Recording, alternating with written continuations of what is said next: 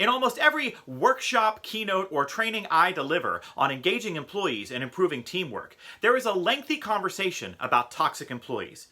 These are the folks on your teams who may be technically competent at their jobs, but they create drama, monopolize leaders' time, and negatively impact the performance of others. I've worked with leaders all over the country who long to eradicate these folks from their workplaces, but have failed to do so. That's why, in this episode of Your Practice Ain't Perfect, I'll tell you what's really the cause of being stuck with a toxic employee.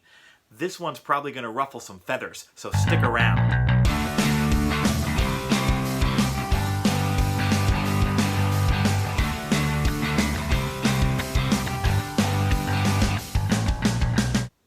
If you are stuck with a toxic employee, I'm going to assume that a few things have happened already. I assume you've gotten clear on the behavior that is problematic, and that you've had multiple feedback conversations with the disruptive person. I assume you've been clear about the behavior that needs to stop immediately and the future behavior that needs to start instead, as well as the consequences of not making that change. I assume you've been actively documenting the problem, recording specific incidents, behaviors, and follow-up conversations that have occurred, and consulting with your HR business partners on any corrective action available to you. Maybe you've even tried more than once to have this person separated from their position to no avail. If these things have not occurred, stop this video now and attend to them specifically, as they are key to both the legal and ethical steps needed to address an actively disengaged employee. That said, let's assume that all these things have occurred already, yet the toxic behavior continues. Why is this employee still there? When I ask this question in workshops, I get a variety of answers. They do too many other important things. We can't afford a vacancy. We can't get HR to approve termination. Maybe I don't always see them acting out. Or they've been there forever, they're the doctor's favorite, or they're related to the vice president. Let's be clear about one thing. If an employee who is clearly toxic fails to change in the face of feedback and corrective action, and they are allowed to remain, the problem is no longer the toxic employee. The problem is either leadership or the HR process. When is the problem with human resources? When documented toxic behavior is allowed to continue out of fear of legal action or an unemployment claim. When this cost-benefit analysis takes place, too often it occurs in isolation, as a review of incidents or circumstances. It can fail to account for the toxic employee's impact on other employees' engagement and performance, or on the toxic employee's violation of organizational competencies or values. HR is also the problem when the organization cannot find talent to fill vacancies. That's an issue of marketing, recruiting, or of compensation and benefits not being adjusted to overcome perceived deficiencies in the opportunity and effectively penetrate the market. Allowing a problematic performer to remain because they might make a fuss when terminated or because we can't find anyone else is malpractice. Now, when is the problem leadership?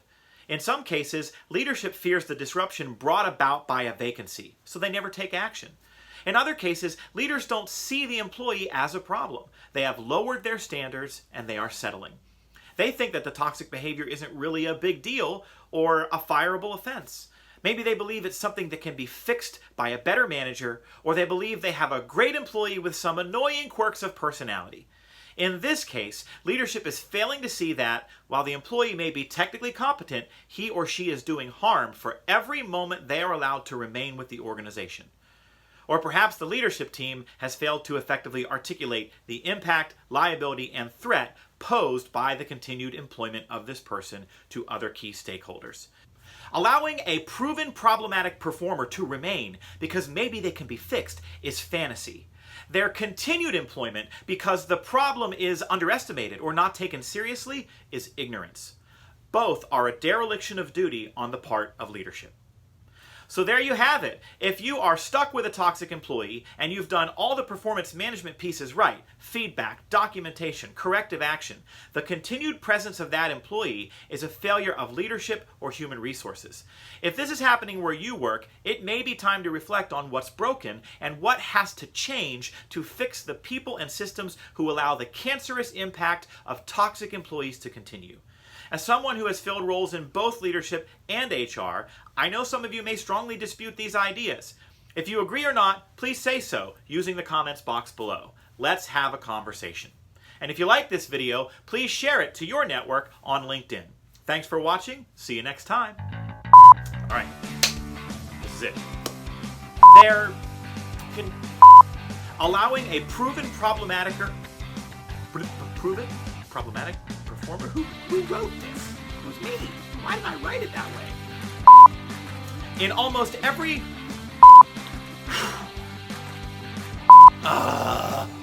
so close.